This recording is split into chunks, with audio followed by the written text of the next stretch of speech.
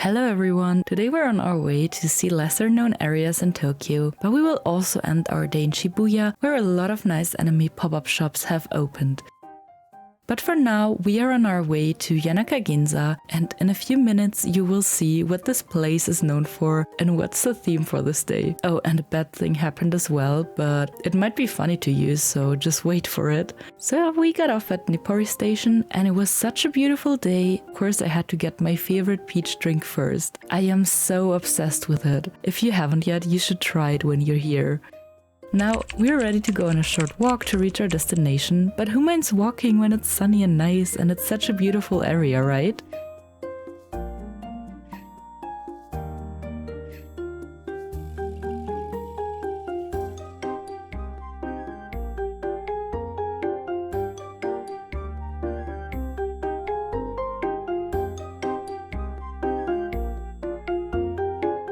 After 5 minutes, we arrived at tada! Yanaka Ginza, and as you can see, this area is very popular because it's cat themed.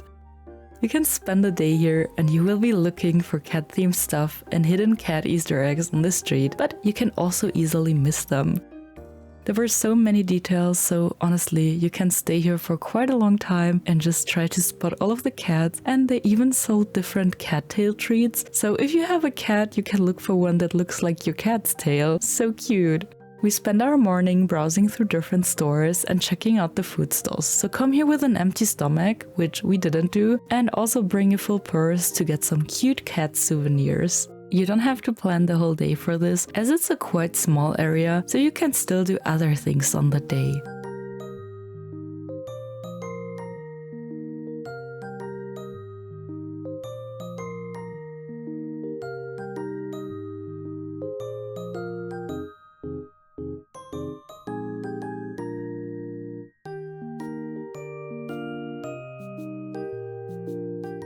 I really loved this area and I plan to come back here the next time. Since we wanted to stay on brand with the cat theme, I found a perfect activity that was like 10 minutes away from Yanaka Ginza, and it will leave you with a super cute souvenir of this area. On the walk there you can even spot the Tokyo Sky Tree, and suddenly it's so quiet and empty as most times when you leave the popular areas. When you see this building and this little cat who's looking out of the window, you know that you reached your destination, Cafe Neko.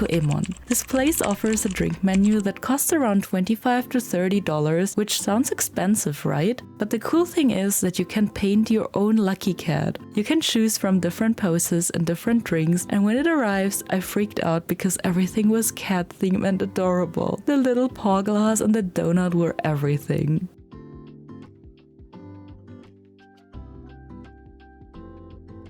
Then the fun started. I could finally paint my little cat. They offer you pens and a paper for sketches, and you can also check out their social media for cat inspo.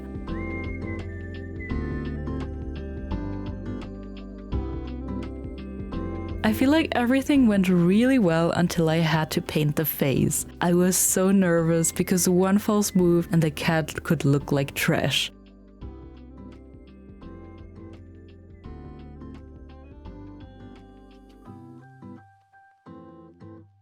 But fortunately, everything went well, and I was so happy with how my baby looked like. We also got some cat candy in the end, and the owner packed our cat in some bubble foil so it can survive the flight back home. The stores next to the cafe are also worth checking out. There is a beautiful flower cafe and also this store with so many cat items. They have cats for every birthday and cat lipsticks. So yeah, many opportunities to spend your money for yourself and your friends. We left the area, and on the way to the metro we found this bakery called Ataru Bake, where they offer cakes and stuffed bread, which Kevin bought, but he ate it in the evening in the hotel. It was so delicious. If you're in the area, make sure to check out this store, and also like the whole area is so beautiful as well.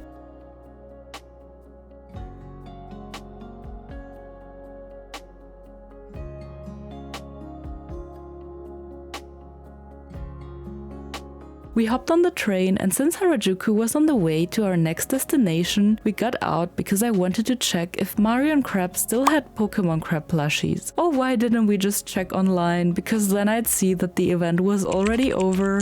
But no, we went to this super crowded and overwhelming area.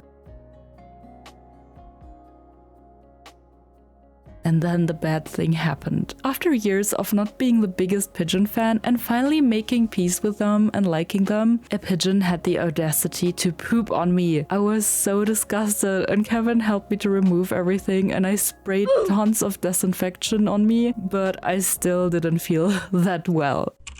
We left the area as fast as we could and we headed to our actual destination, Daikanyama. I have another video that covers this area, but I wanted to come here and explore it without any time pressure this time. Daikanyama is very modern and a popular area in Tokyo, but it is not too popular among tourists, so it is not too crowded. And I love how it combines nature, plants and cool architecture. We were hungry, so we found this cafe that served omu rice. I love how they bring it to your place and got the egg in front of you, and in the end they also put some sauce on it and we're ready to eat it. I have to admit, I like it more with ketchup, even though I usually don't like ketchup at all. It was still very delicious and the vibes here were so cozy with all of the plants, all of the green, so I'd like to come here again. And also there are so many spots for sweets and desserts here, so make sure to not miss this area when you're here.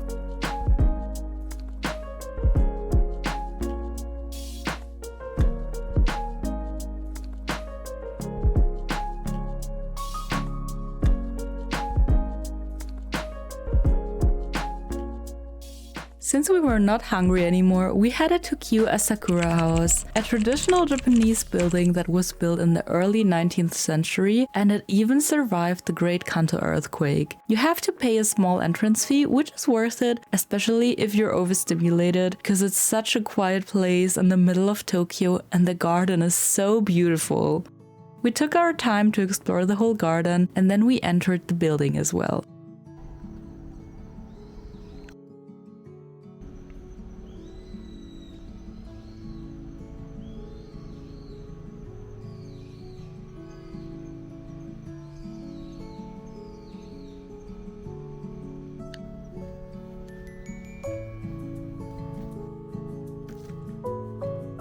You have to take off your shoes when entering it, and I generally would recommend you to get shoes that you can slip in and out of quickly when you're in Japan, since that saves you a lot of time at tourist attractions that require you to do this.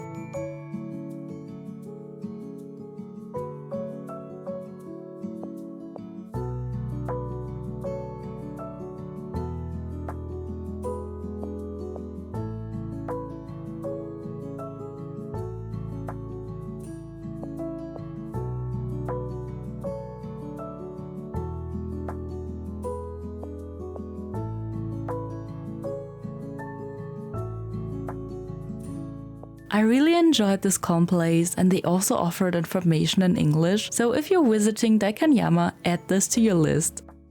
That's it about the lesser known places, because after that we started walking to Shibuya as the weather was nice and we thought it wouldn't be that far.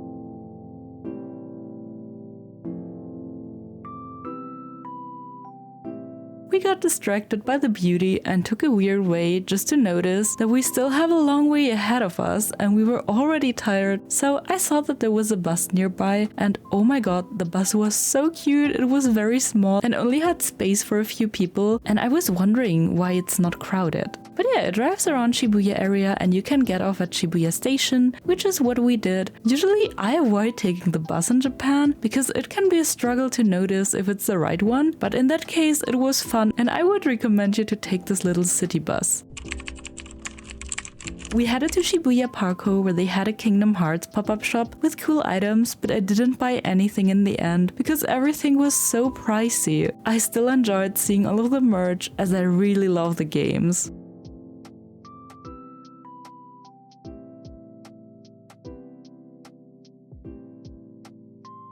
Where I spent money was the Doremi and Digimon pop-up that has the coolest stuff. They sold Doremi jewelry and small plushies and also so many Digimon things, which is so cool because I always hope for more stuff. Oh my god, if there was a Digimon store like the Pokemon Center, I'd probably buy everything, and now I want to rewatch it. If you watch this, let me know what was your favorite Digimon season. One of mine was season 4, which is a very unpopular opinion, but I really loved it.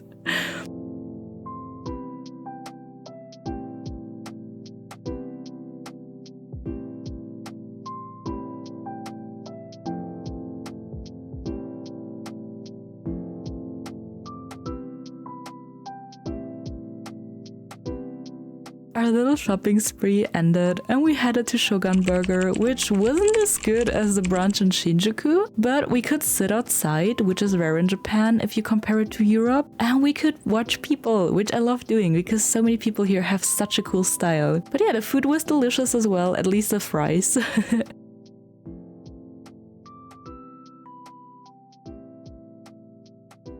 And yeah, that was the end of our day as we headed back to the hotel. And if you like this video, please, please, please leave a comment or a like, because honestly, I don't know if I'm doing a good job with these vlogs or if there's anything that you'd like me to do in a different way. Please give me some feedback. But yeah, that's it. And thank you so much for watching. I really appreciate it. And see you in the next video next week. Thank you so, so much. Bye bye.